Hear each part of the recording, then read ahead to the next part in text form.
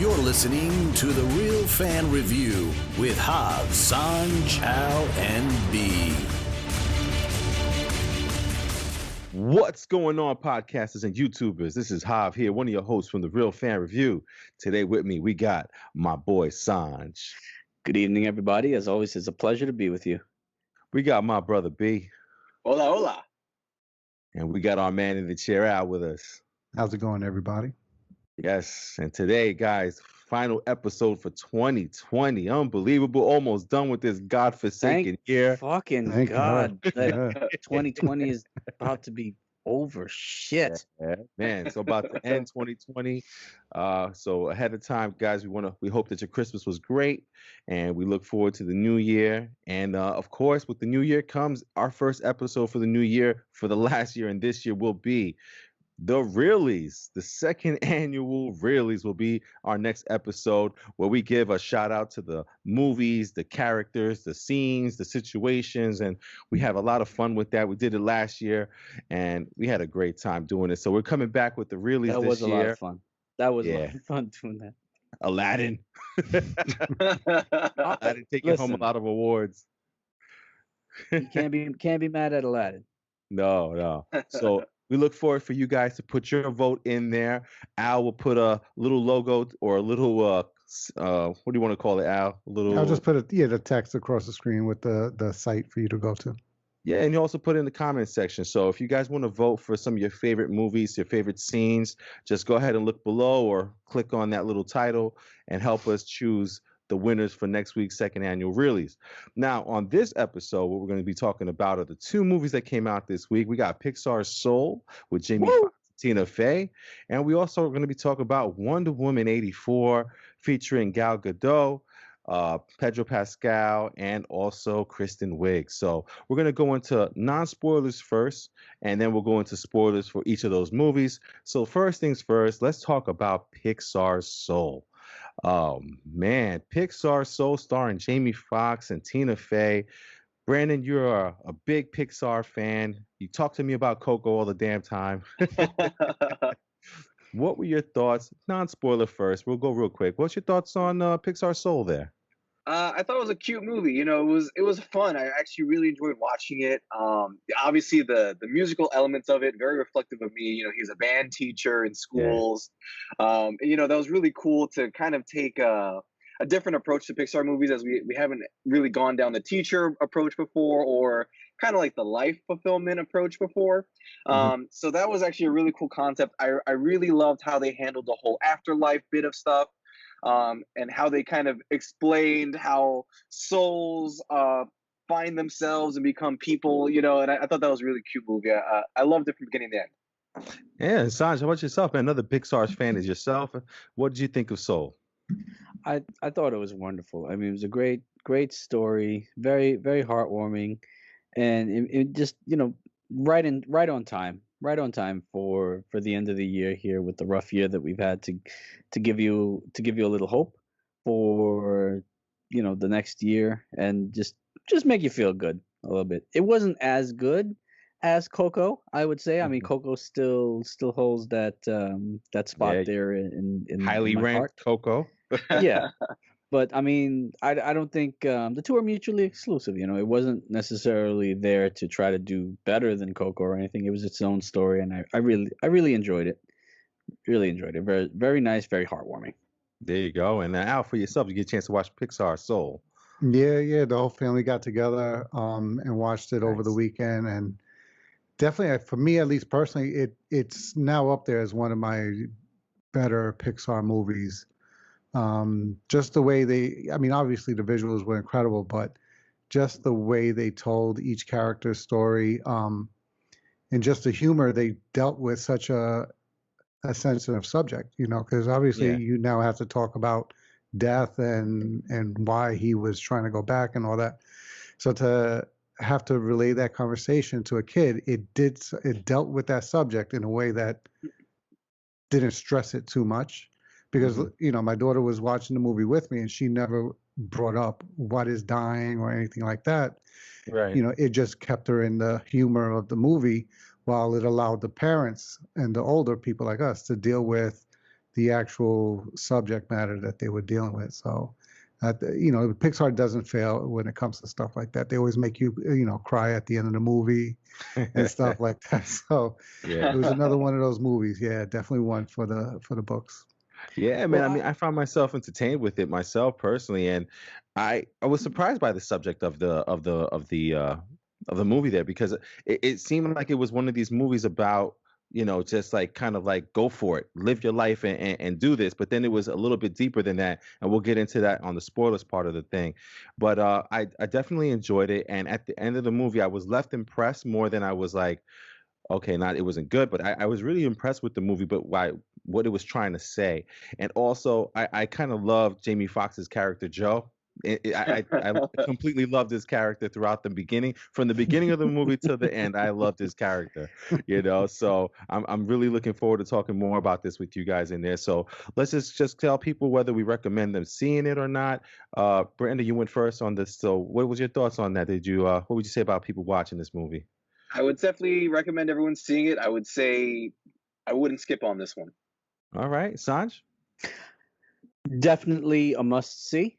Okay. Very, very well done and as advertised. There you go. And Al for yourself.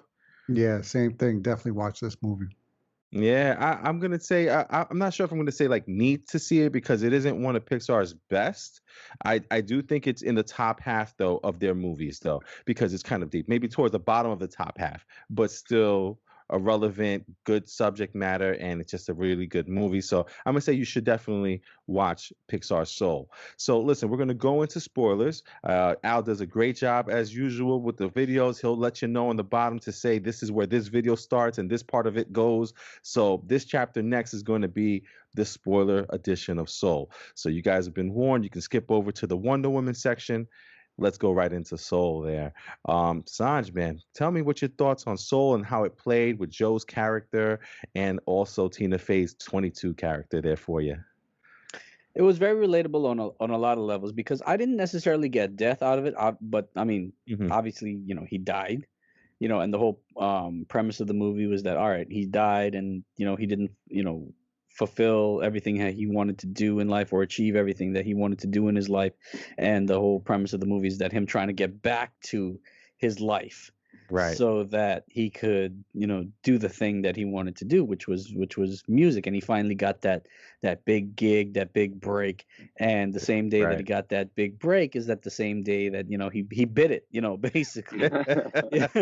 He you avoided know biting it a couple times, right? right, he did it a couple, like, so I mean, but I didn't necessarily get that it was something that a movie that deals with the question of death and how we deal with death, or how our loved ones would deal with death, or death of a loved one, or anything like that. I saw it as more of a reflection on life Mhm. and our purpose in life, and and everyone trying to figure out where they're supposed to be, what they're supposed to be doing. Especially there was like the one scene when he went into the gallery where he could replay his life, Right. and yeah, there were those times when he was playing music and doing the things that he loved to do, but there was so much time when he was just like sitting on a couch, like watching TV, right? And it's like, that really made me think, like, if you had to watch over your life, or if you got to sit back and like watch a reel of your life, and how much time did you spend not doing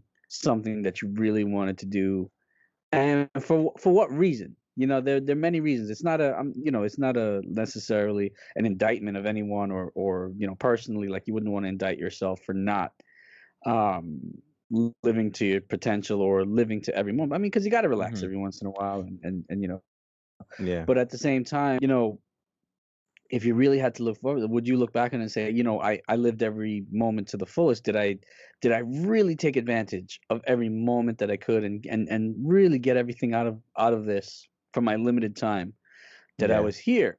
I think that was more the moral of the story, Yeah. of the movie. Like, how can you really just get everything out of it for like that little piece of time, or that little moment in in eternity that we're here? That's how I felt about it. And um I just felt like they told a really, really good story.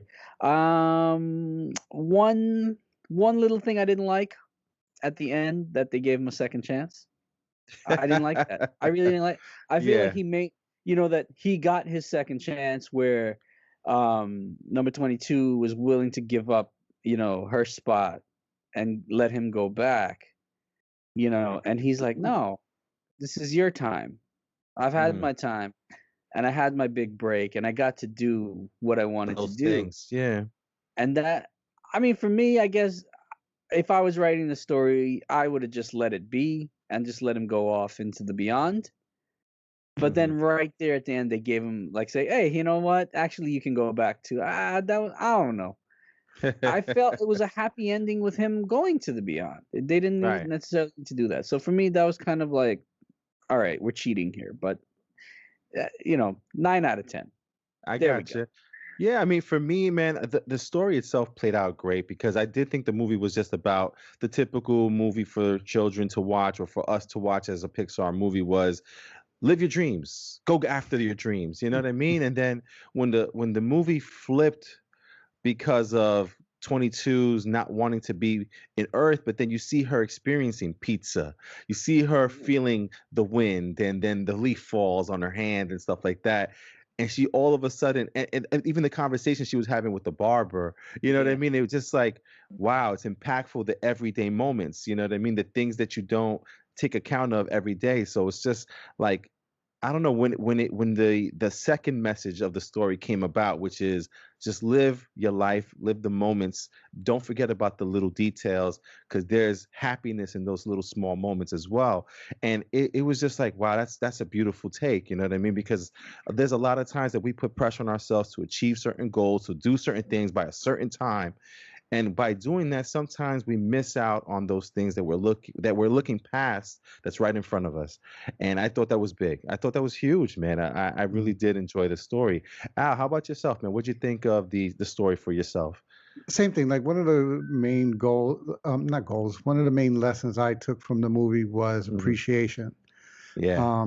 Yeah. Like appreciate where you are, not where you're trying to be or where you think you're supposed to be. Hmm. And the one line that summed it up for me was when Dorothea, I think was her name, Hmm. the saxophonist that he was looking to play with, Right. when they was talking outside of the club, Trombone. and she tells him the story of the fish. And Yes. she says, the fish is like, where's the ocean? And they're like, you're here, you're in it. And then his response is, no, this is water. I'm looking for the ocean.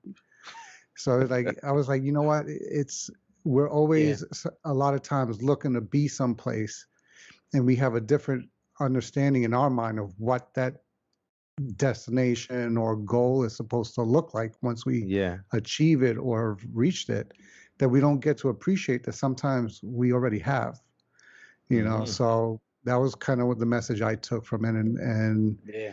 and it really hit hard because a lot of times, you're so focused on going from day to day and all right, I need to be there, and you don't Right. realize you've already been there, and it really, that was the message that really hit home for me in that movie. Yeah. And I gotta tell you, Brandon, man, the entire time watching that movie, I'm thinking about you as a teacher because I honestly thought the message was gonna be that he's a better teacher than he is a musician, even though he's a great musician, right? Yeah. Because you saw that even in the small interaction with the trombone student, he Mm. got her almost to admit that she liked playing the saxophone, that she the trombone, and that she was actually really good at it, and Yeah. she decided to stay with it, right? So it's like, Yeah. I saw you in this movie. So how did this Mm. movie affect you, and what do you think about the movie I story? mean, Uh, before you go, V, I just want to say like how funny it is, like to the that Hav keeps mistaking the trombone and saxophone. It's a tribute to the greatness of the saxophone because I'm a saxophone player, and that Yeah. Hav was actually a trombone player in the trombone feature, and he keeps saying saxophone. I mean, that's just funny to me. All right, though. It's Freudian, son. Go for it, B. So, I mean, I feel like there's a lot of messages, and I think this movie picks up on which message you're looking to hear the most, or which one reflects what you're looking for. Okay. Because as you guys are talking about the messages you picked up from this movie, I got those things.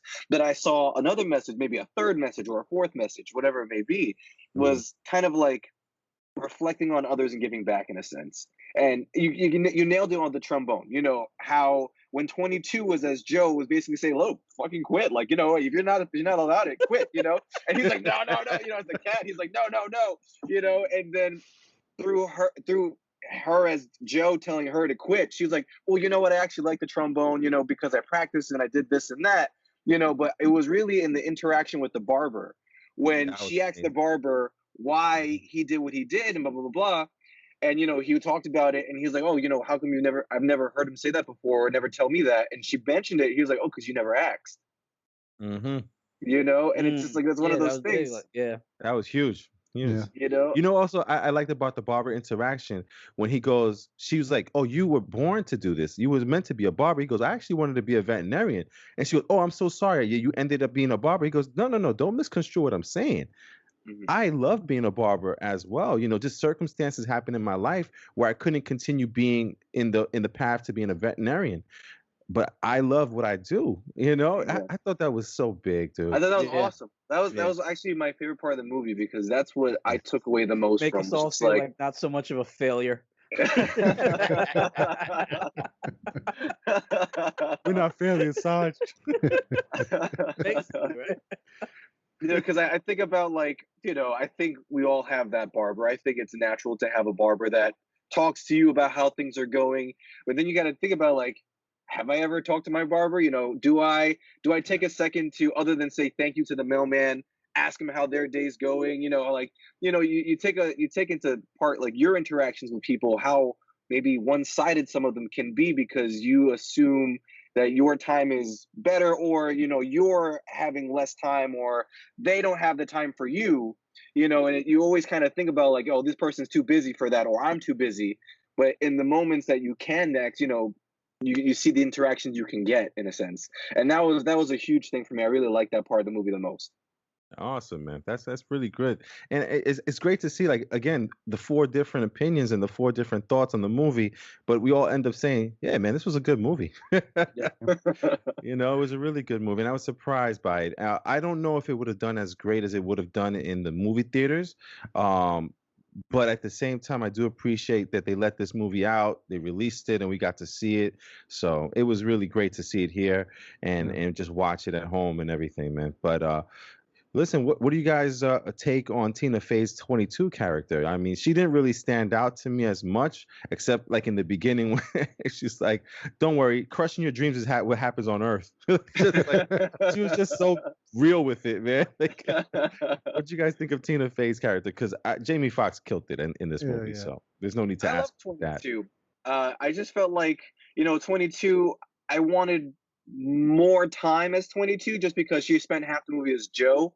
Yeah, So her trying to find purpose of life, you know, I kind of kept thinking of her as Joe, even though she was talking with her voice, you know. So it was a little hard to distinguish 22 until the end of the movie when he helped her realize that she had a purpose. yeah, man. And Sans, what do you think about all her mentors? Abraham I thought, Lincoln. yeah. He's like, it is a great honor to be on the penny. Well, they put Andrew Jackson on the 20. They gave him the 20. What?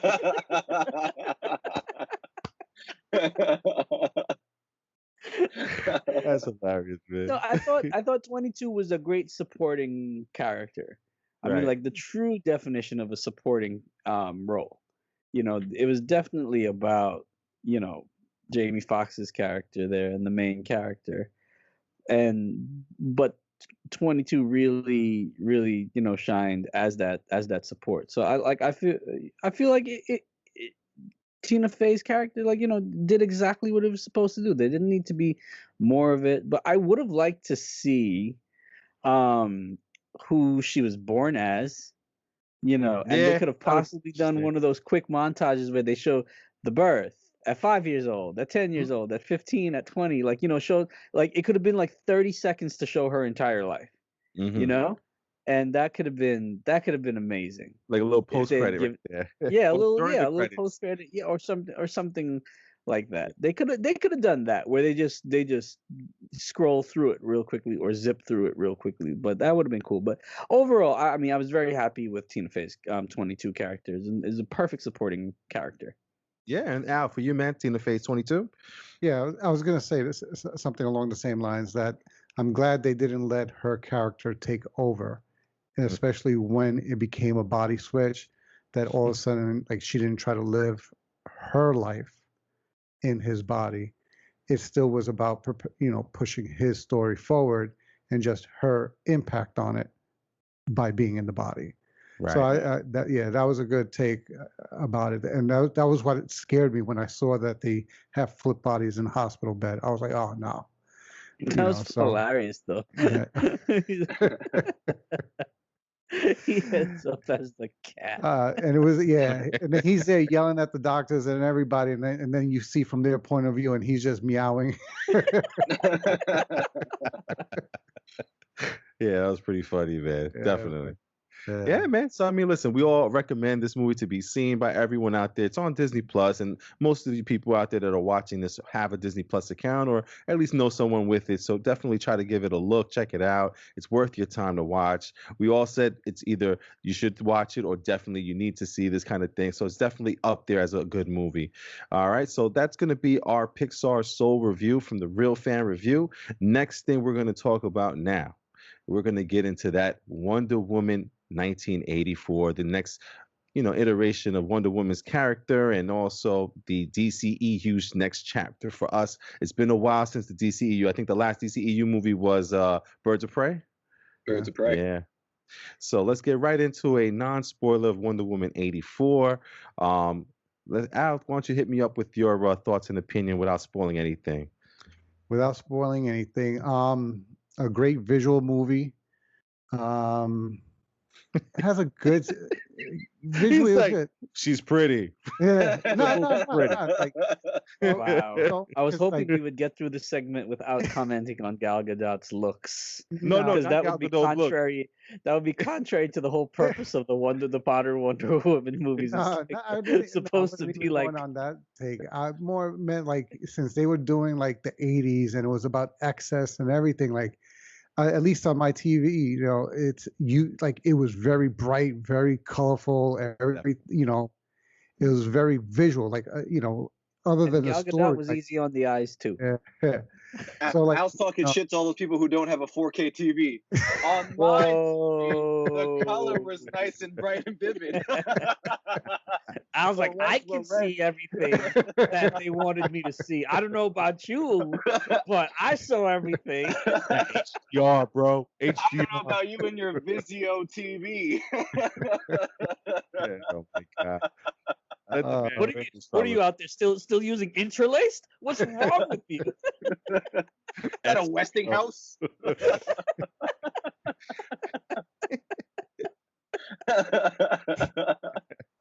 Go for it out, man. Go ahead, man. What's your thoughts? Like other than visual, but again, in terms of the story, like they let you know about each person's motivation, and I like that they did it that way. Like we're in a way where you can see where each person was coming from and what their motivation was. With the exception of one, for me, I really don't understand the main villain's motivation. That still was lost on me. Yeah, but even with that, I mean, at one point he had it, so I didn't understand why he felt without getting into the sport. We'll get more into the like his was the only one where I was like, all right, I can see up until this point. Yeah, I don't see his motivation for taking it to where it went. Yeah, but otherwise, like I said, they did a good job in terms of telling each little person's individual story to the point where, as a whole, you understood how they all fit together. So I like that part of the story of the movie. Yeah. Gotcha, man. Yeah, even for myself, I personally just once it was on my screen, I was losing my mind. I was like, "Ooh, right, Wonder Woman's back," And it was so good to see the version of her as a younger child kicking ass in her, in the commercial show, the games that she's in. So that's the beginning part of the movie. And as the movie played on, I gotta say, I kind of got lost in what was really going on and happening. I couldn't really get the gist of some of the stuff that was happening, and we'll talk more about it. But I mean, as far as the like Al says, the visual of the movie, it's fantastic. There's a lot of scenes that were awesome, like the opening scene of Wonder Woman kicking ass in the beginning of the movie, even throughout the movie. You're like, holy mo, this is Wonder Woman. You know what I mean? There's no doubt about it. And she's kicking butt, and she's basically, coming off of what she did last. My only issue is when you think of continuity of certain movies, some of the stuff doesn't work. But also, as far as some of the stuff they pulled off, we'll talk more about that as well. Yeah. They pulled off some things that I didn't think we would see in this movie, and they actually did it, and it looked fantastic, and it was cool, and it was great to see. I don't know. I did have some issues with some parts of the movie, but I thought it was a good time watching it and everything like that. Now, Sans, what about you, man? What did you think of Wonder Woman 84 for yourself? I mean, there are things that I did like about the movie. Um, without I'm not going to say what that is yet because we're not in the spoiler version yet. There's There some are things some I things like, but you won't hear them from me. you won't hear them yet. I mean, and there are things that I think could have been done better or were not done well. It was great to see Wonder Woman back on the screen in a new definitely. story. And I'll leave it there for now. You got it, man. And Brandon, yourself, your thoughts on the movie, non-spoiler? I would say it was a fun time. I was weird enough. I was impressed and not so impressed with the graphics here and there. Like at some times, like the visuals kind of dropped off for me, but then in other scenes, it would be really good. It'd be incredible. I do have to say that I wholly believe Kristen Wiig's character was a saving grace for this movie and was actually one of my favorite parts of the entire movie. Absolutely, man. And then real quick, we're going to go into just whether we recommend people seeing this movie or pretty much our grading for the movie. Al, what's your grading on Wonder Woman 84? What would you recommend for people?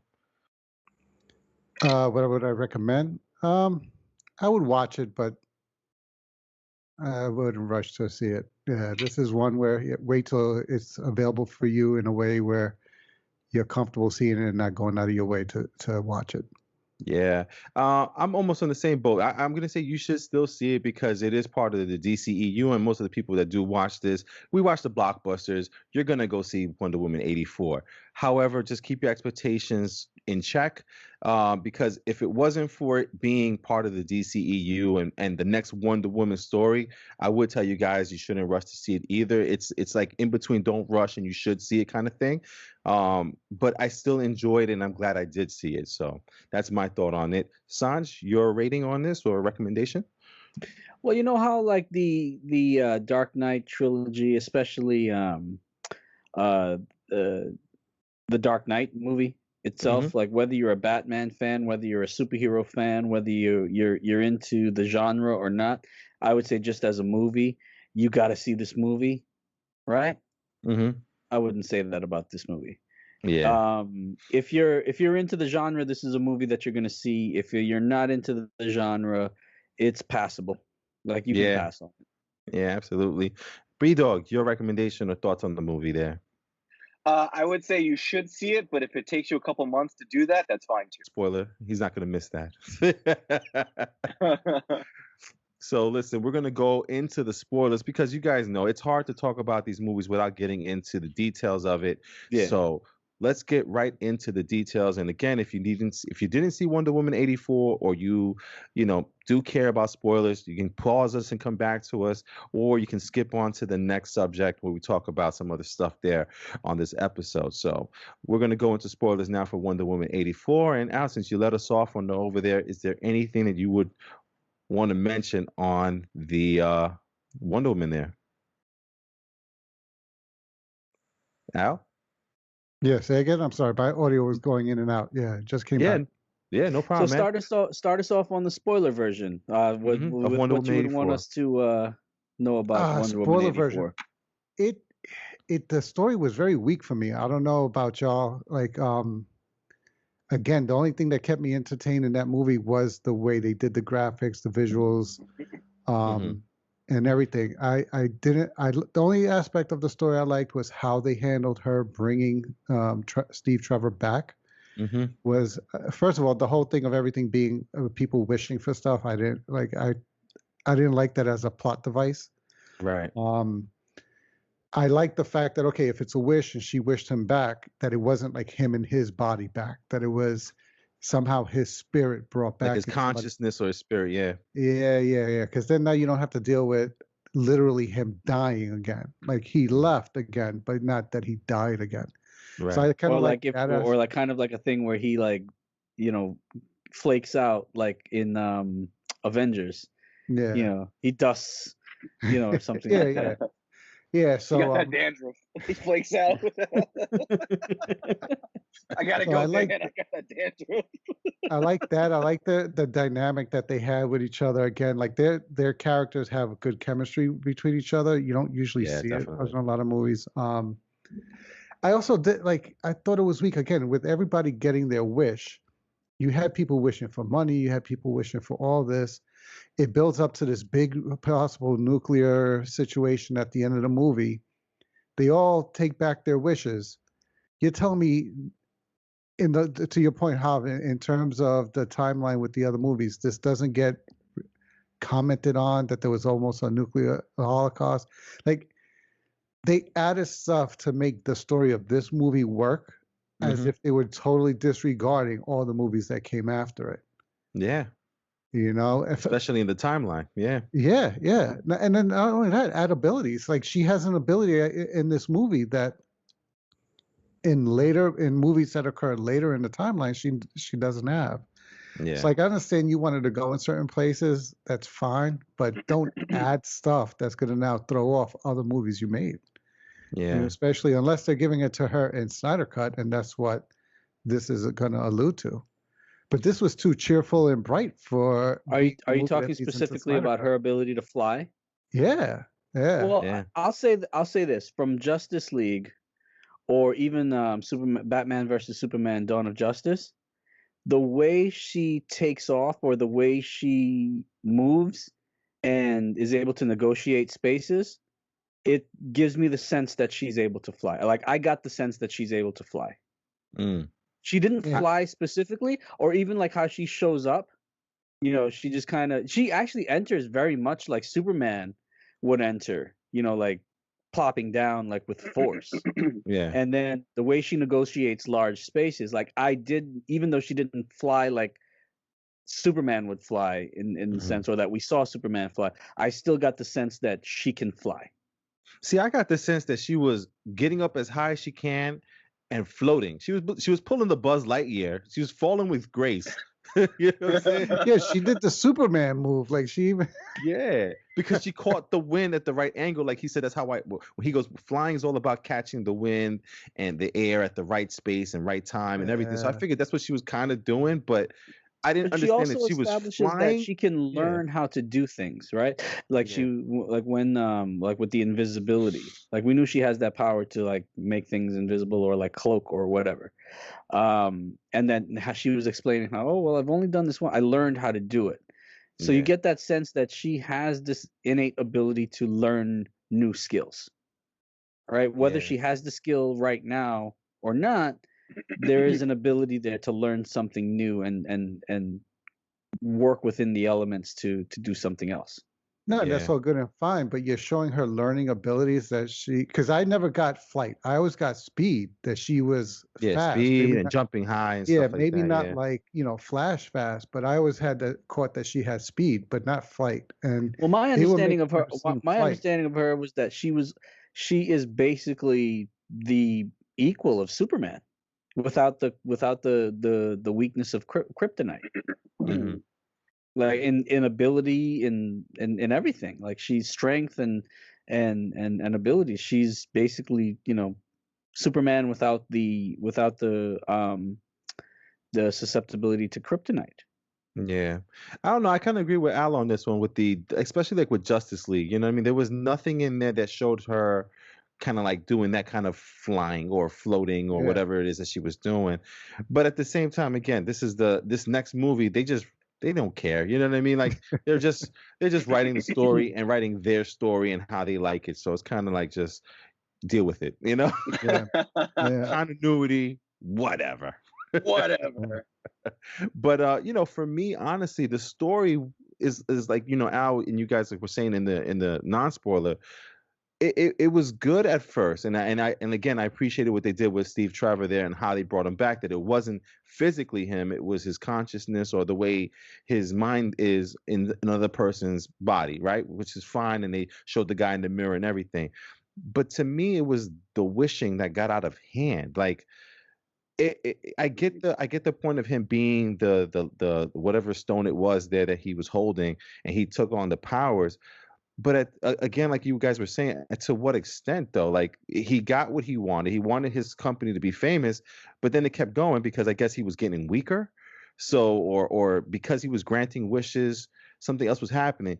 But then it was like he broadcasted the ability to grant wishes. And like, Yeah. and Yeah. then do we know that everyone recounted their wish or took back their wish?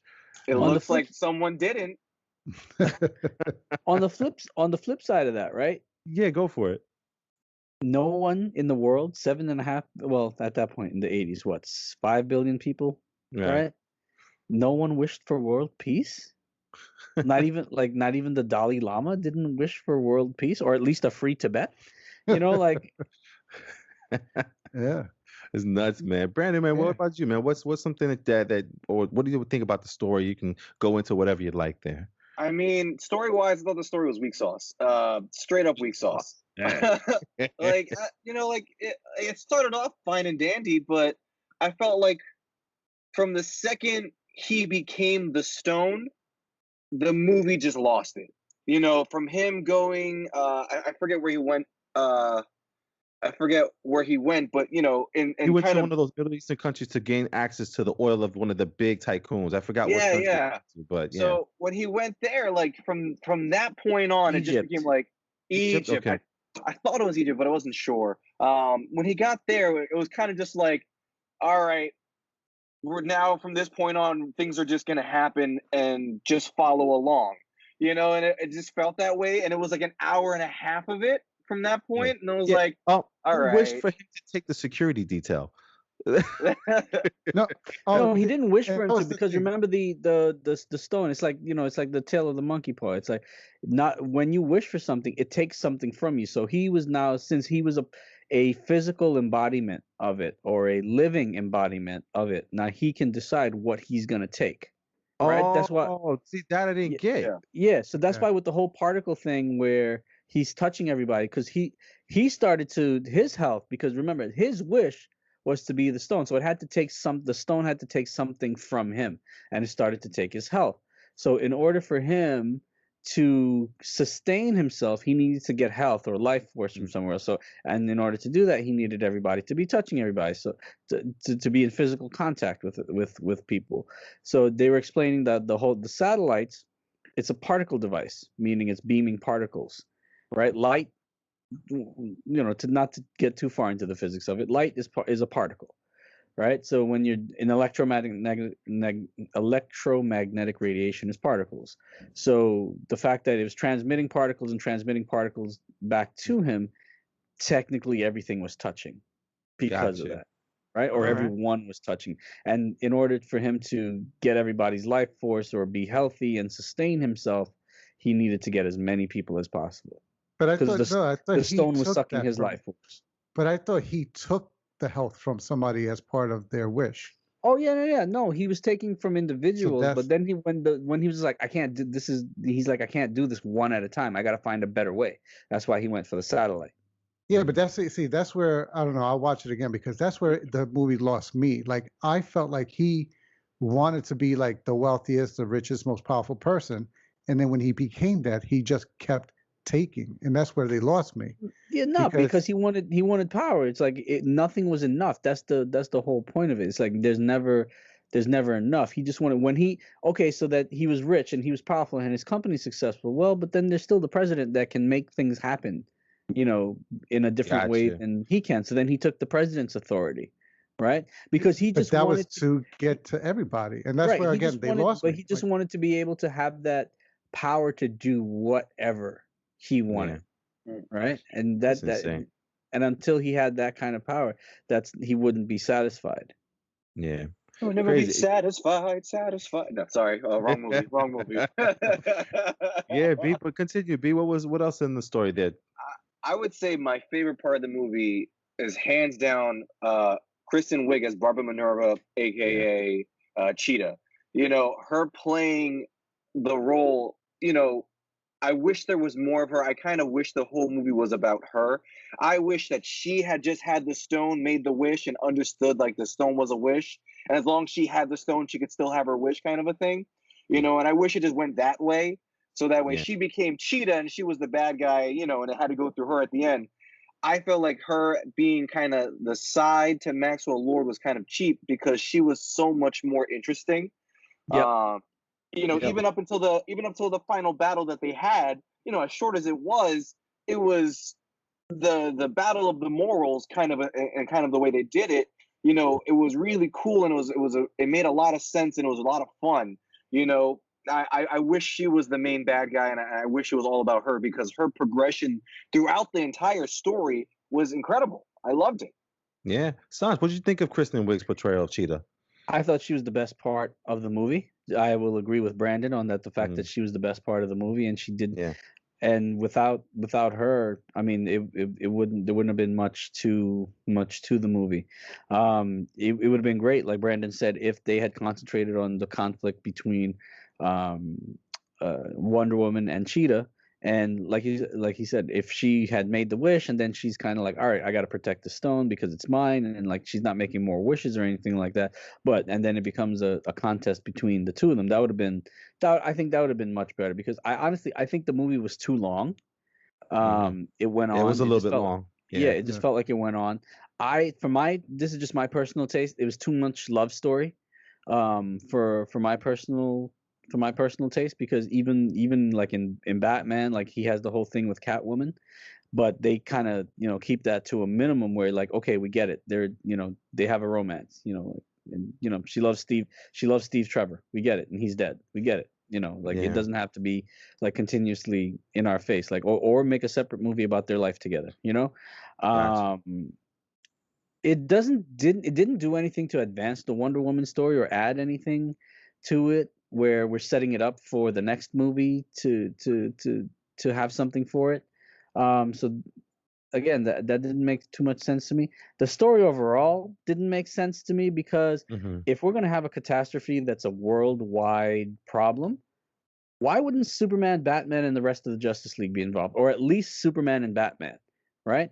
I get it. Like if something's happening in Gotham, Batman takes care of it. If something's happening in Metropolis, Superman's going to take care of it. But this is something that went worldwide. There's stuff happening all over the planet, and the only person that can take care of it is Wonder Woman. When Steve tells her like, "Oh, the world needs you right now," like she's the only one that can save the world.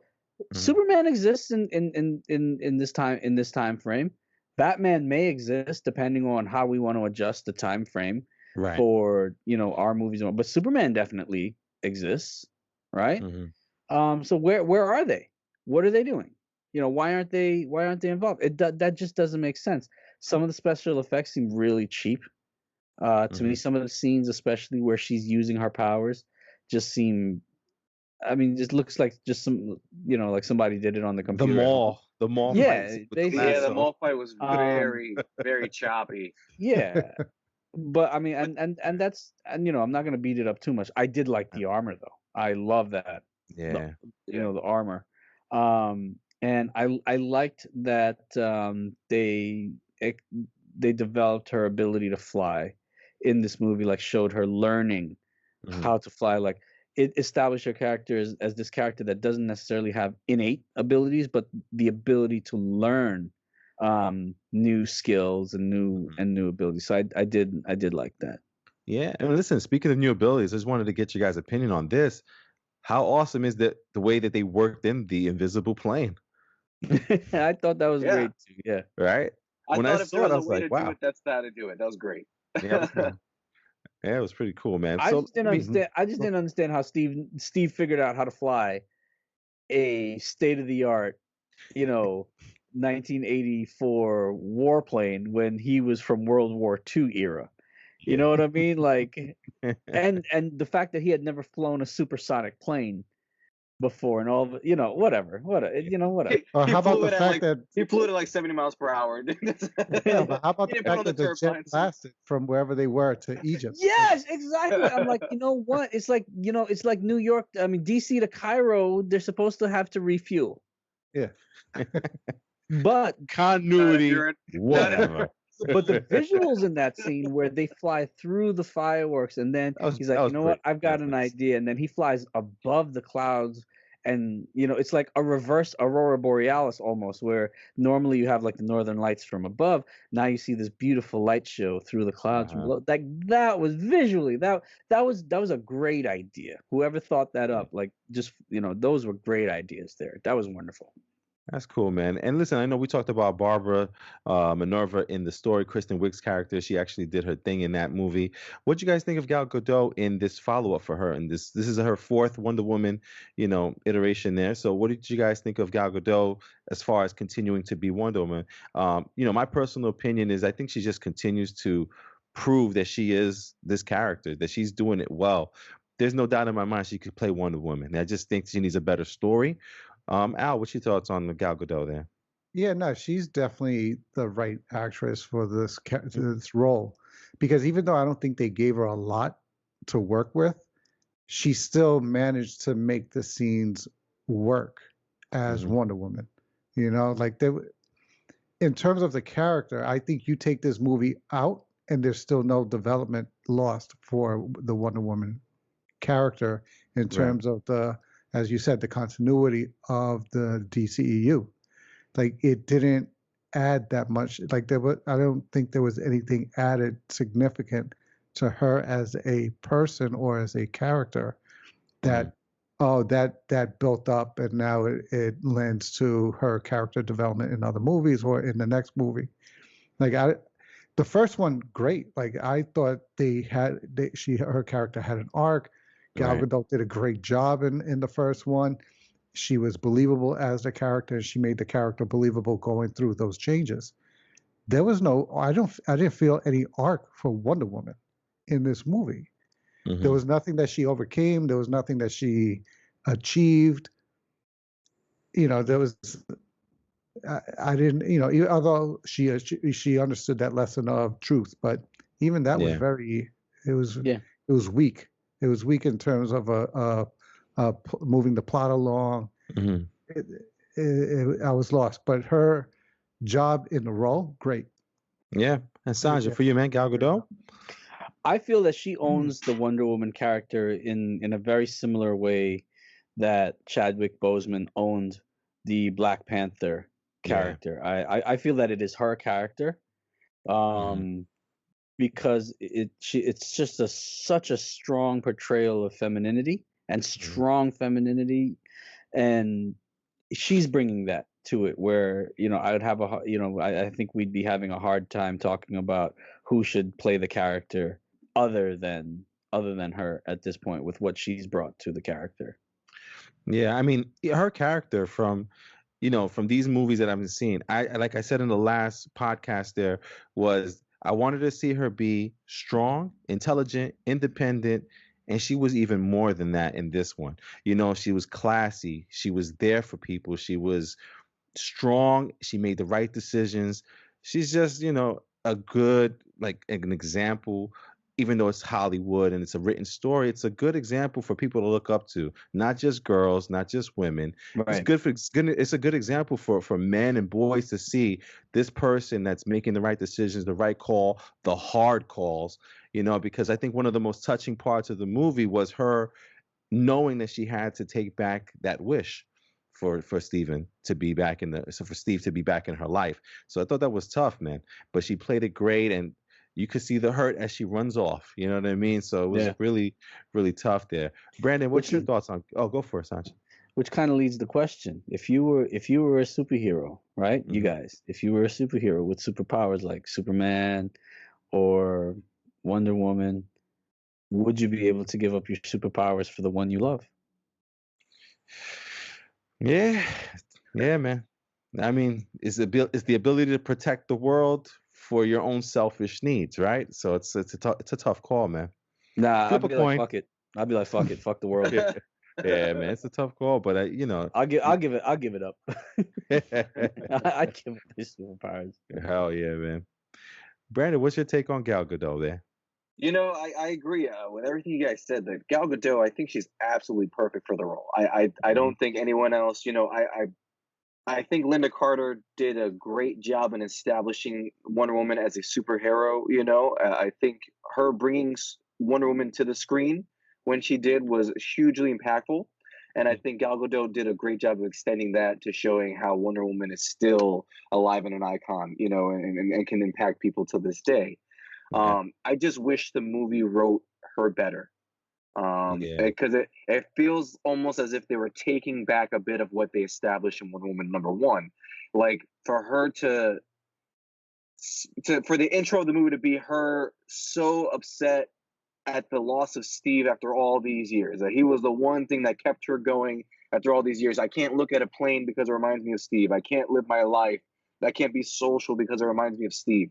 Like I feel like that's a big take back of the character they established in the first one. She wasn't so obsessed with love. She was obsessed with the peace and safety of the world, and what she could do to kind of help that. For her to be the love scorn lover, because I lost him and I'll never have that again, kind of a thing. Like I feel like was such a big take back. And yes, for her to realize at the end of the movie that she can go on, she can find love again. It's great and all, but I felt like that being the centralized version of her story was so much of a draw from what it was before, and I wasn't so happy about that. I have a Yeah. question though. So Go for then, it. why are we willing to give Batman a pass on not being able to get over his trauma then? Because I mean, it's not like she was a human. Remember, she wasn't born in the normal sense, right? So Steve was her introduction to the world, right? He and her he was the beginning of her introduction to the world and understanding the world outside of the Mysterious. So in a lot of ways, he was as much to her as not he wasn't a parent to her, but he was as much and as meaningful to her as like a parent would be because of everything that he was able to help her be introduced to and understand and everything and the space that he occupied in her life. So why are we willing to give Batman that pass for never getting over it, right? And we're like gonna say to Wonder Woman, like, all right, why haven't you gotten over it at this point? Oh, I got a good answer for that. Oh yeah, Because she only knew Steve for like 3 days. Okay, all right. Talk about Batman's that's parents. fair. Okay.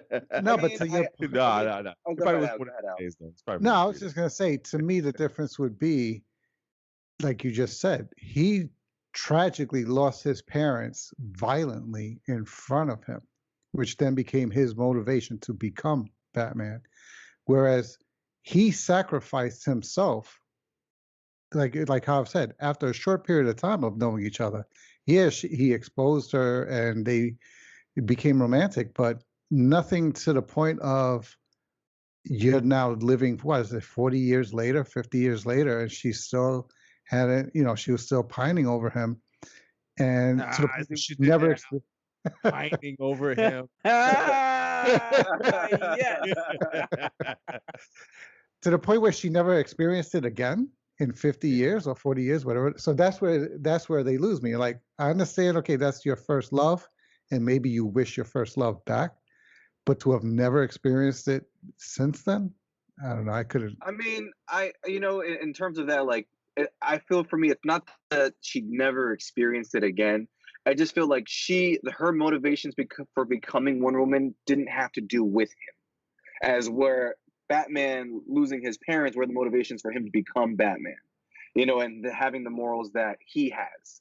And that's why I thought there was a huge difference. Because, like, I wouldn't give Batman a pass. Like, dude, like, it's been 30 years, your parents are dead, get over it. Like, But I feel like that's the reason why he became Batman, was because he saw what happened and he wanted to become a person that could stop that from happening again. Whereas her motivations becoming a Wonder Woman didn't have to do with Steve. Yeah. Well, if we go back to the first Wonder Woman movie, Steve was a big part of convincing her to be a savior for the world, where she was more concerned with protecting the Mascara, right? And the whole purpose of it, like they hid themselves away from the world because they didn't want to be involved in the world. And then when he was explaining to her everything that was going on, he was the driving force for her to just to convince her that she's needed in that way. So maybe it's not a trauma like losing your parents, but he was her reason for being who she is as well.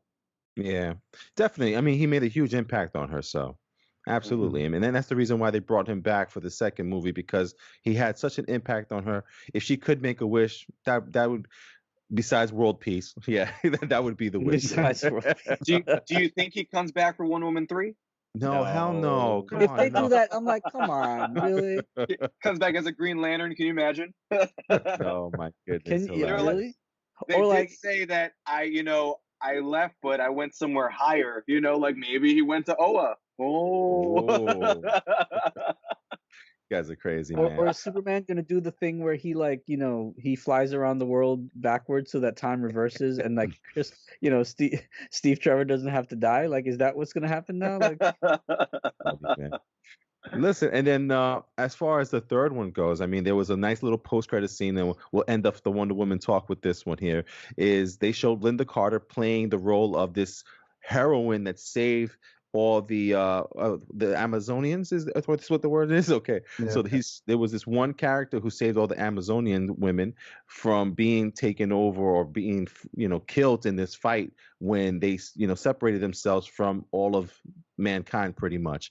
So this person, they showed him in the gold armor. They just showed her eye real quick, and at the end of the movie, it turns out to be Linda Carter playing the character of Artinius. Was it? I believe it was Artinius, the great warrior from Themyscira that protected all yeah, of them. So yeah. we see that she's still alive, and she's also looks like a part of this movie. So I mean, do you guys think that maybe we get to see her, if anything, in Wonder Woman 3? I feel like it was kind of just like a Little throw in wink. Nod. Easter egg kind of. Cameo. Yeah, I think it was a little Yeah. Easter egg. I feel like Wonder Woman 3 might, because we didn't see Barbara Minerva recant her wish, I Mhm. think that maybe in some way Cheetah will hopefully be a part of the third one. Okay. How about Al? What do you think's for the third one there? Um, I don't know. Like I would like to see because I don't know many of her villains, Mm-hmm. so I'm not sure which would be like the next big one to bring in. But I It's would literally like to Cheetah and see a giant woman. Oh, I because I remember would like to that. see her have more of a one-on-one back and forth. Like I would have liked it if they had done the story where, because like when they made her to start defending this guy, I forgot his name, where she realized, wait, in order for me to stay like this, I need him alive. Where the plot had been around her protecting him, and it still comes down to a bigger showdown and an ongoing showdown between Cheetah and Wonder Woman.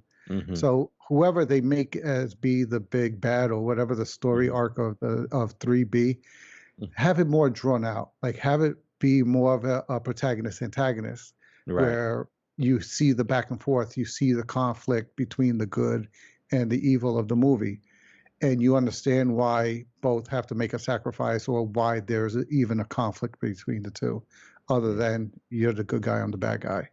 So I'd like to see them do a little bit more, something deeper than what they did in this one. Gotcha, man. Sandra, yourself, man, what's your thoughts or opinion on having a third Wonder Woman there? What would you want to see in something like that?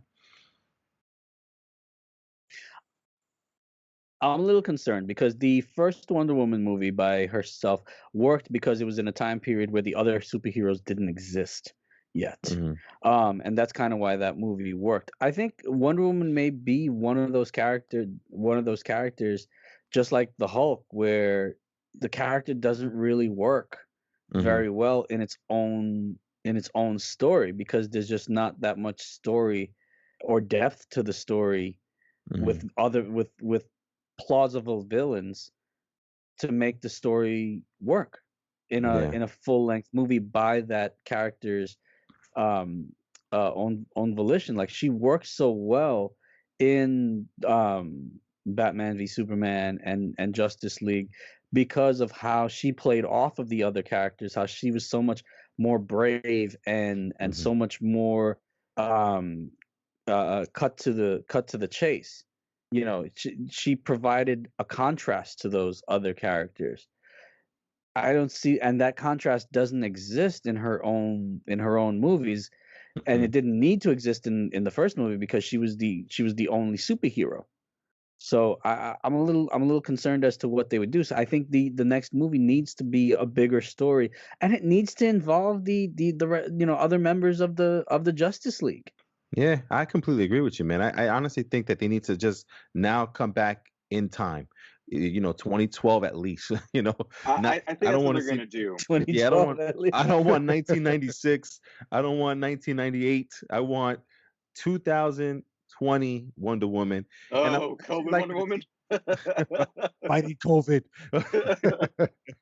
I would want her to actually team up with Cyborg. I think she had a great little interaction with Cyborg in the Justice League movie, and also it'd be nice to see Cyborg back in the movies again because I don't want to lose that character. I think he was No, no, not at fantastic. all. I think there's a lot they could do with that character Yeah, too. and they worked well together. They had a good interaction. She brought him into the Justice League, and he helped her in the movie as well. So I would love to see either Cyborg or a new character because I don't want to see her with Donna Super. Troy, Who's that?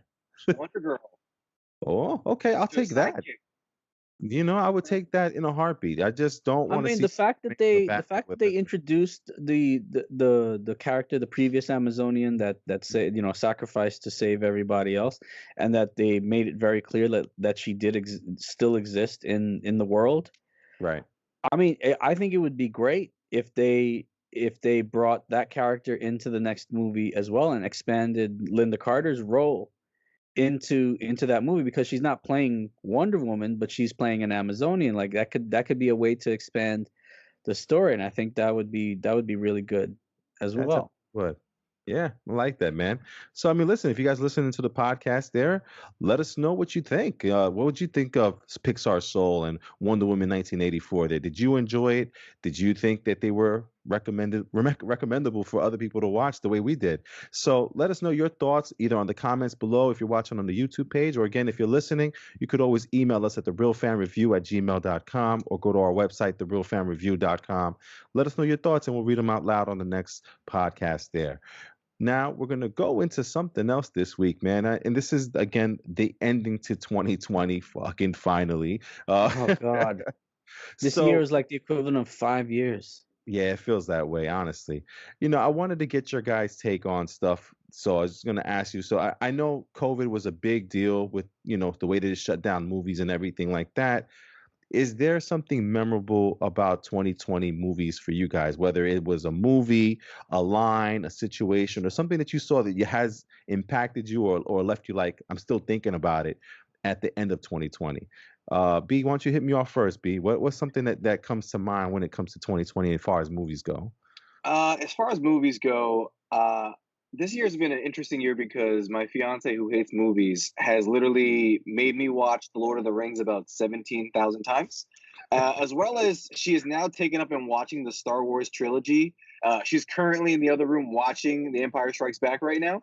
So I've now seen the Star Wars trilogy maybe 7 times now since watching The Rise of Skywalker. I don't know I don't know if the Mandalorian helped her become a Star Wars nerd too. Thanks, Baby Yoda.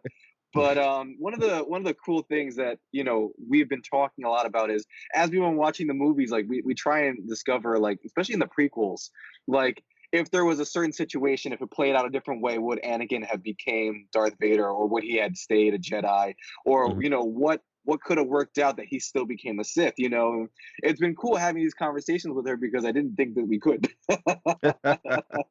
That's amazing. That's good stuff, man. Sanj, how about yourself, man? Something memorable for you for 2020 with movies? Well, we did end up talking about, a lot more than movies this year because, just the lack of content because of the situation. I Mhm. think the most memorable part of 2020 for me was the return of Jean-Luc Picard, which wasn't a Mhm. movie, it was a series. So, but for me, that was the most memorable part Yeah.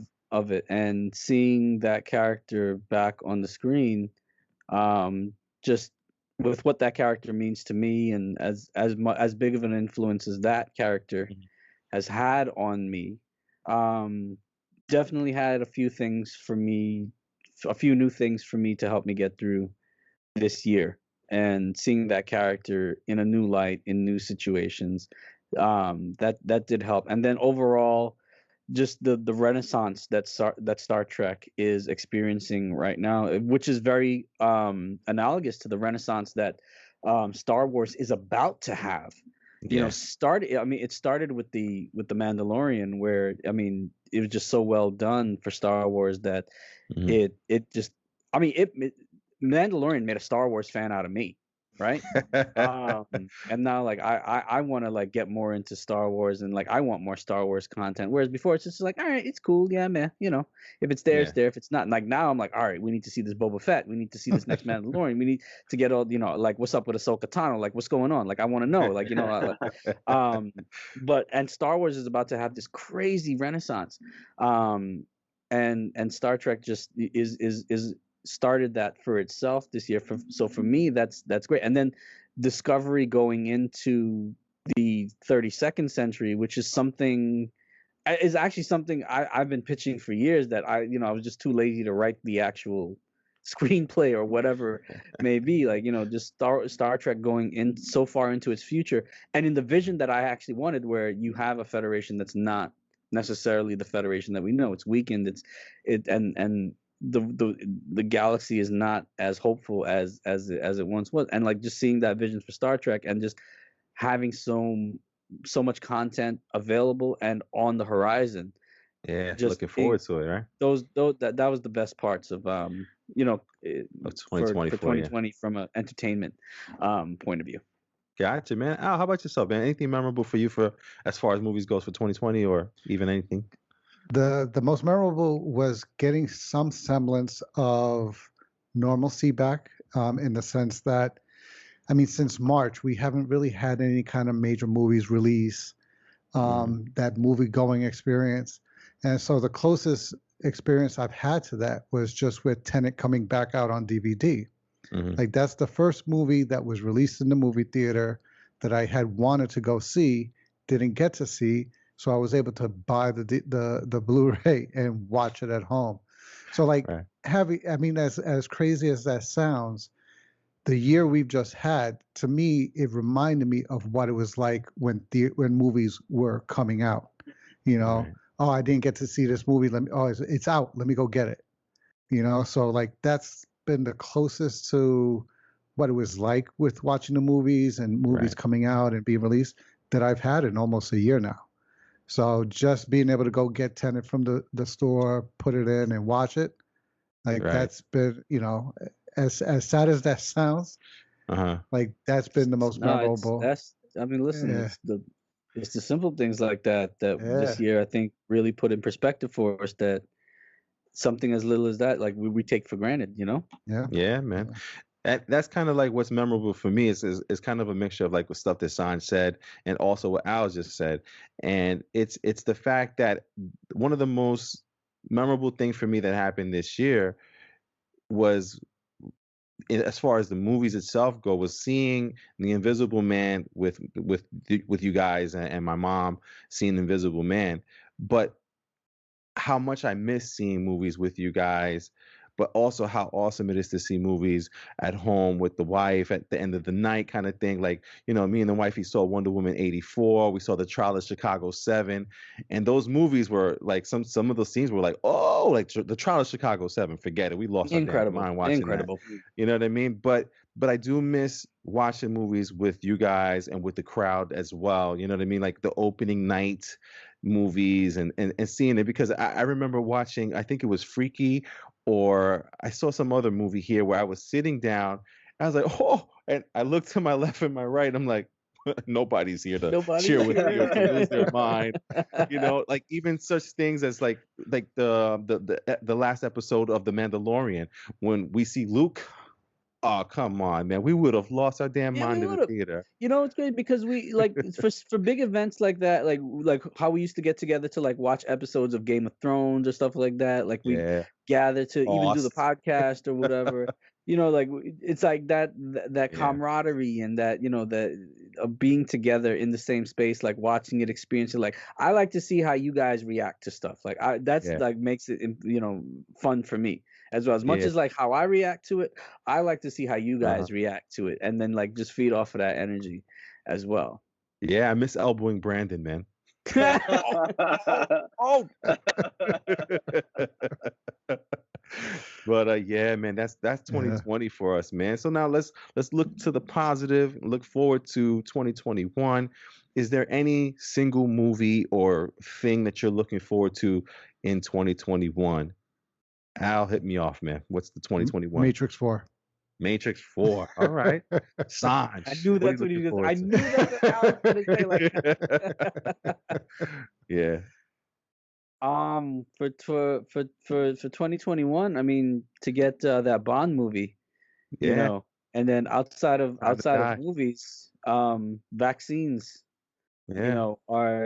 it looks like every few weeks, we're gonna get a new company getting approved for, or at least up for approval with their vaccine. I actually, as a matter of fact, I'm scheduled to get my vaccine tomorrow. So I mean, as rough as this year has been, and as rough as it still is, the fact that we're now talking about actually getting vaccines in people's arms, I feel hope because, yep, right. I feel got hope mine last because Tuesday. it means that at least this pandemic is about to be end stage. Yeah. Regardless of your political affiliations, the fact that in less than a month, a new president will be taking office with our first ever woman vice president, and woman vice president who is also a woman of color. That's so meaningful to so many people.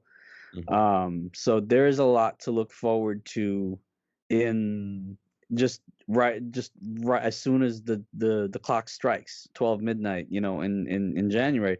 There's so much that's in the works for 2021 that I really feel hopeful that at this time next year we will be talking about normal stuff. Yeah. Looking forward to that, man. Yeah. So Brandon, 2021, man. What are you looking forward to, B? That Snyder cut. yes. March 2021.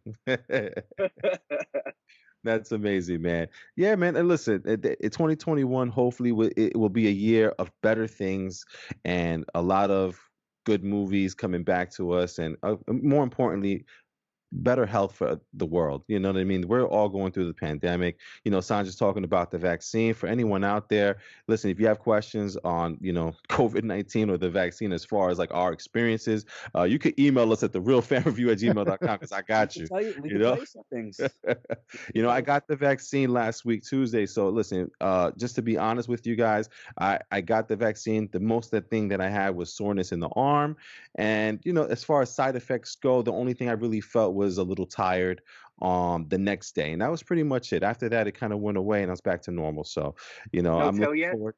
I'm sorry, no tail, no third eye. Thank goodness. No, and as much as I'm getting mine tomorrow, I haven't gotten it yet. Yeah. I know plenty of people at work that have gotten it. Everyone so far is doing well. Just soreness, things like that.